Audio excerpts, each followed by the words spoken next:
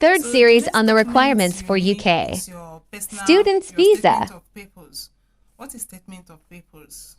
The statement of purpose is actually a kind of attestation and a kind of letter of introduction of yourself, introducing yourself to the school, and telling them the reason why you want to study this particular course. This statement of purpose is very important. It's as important as a transcript. And in some situation, transcript is not even as important as SOP. Like a situation where you want to migrate from your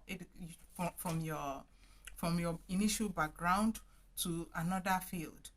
Your statement of purpose is very, very important in this aspect, because they may not necessarily judge you with your transcript or your certificate. They may be looking at your SOP to consider.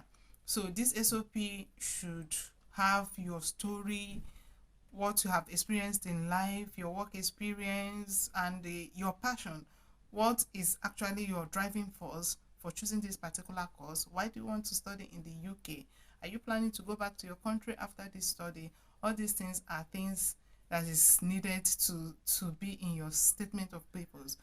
That's why I personally, I don't like writing it for students. I always want to guide you. I can give you samples or guide you on how to do it, but I always like students to write. I like to read students' SOP, because those of them who write it very well, you see their story. When you look at it, you know.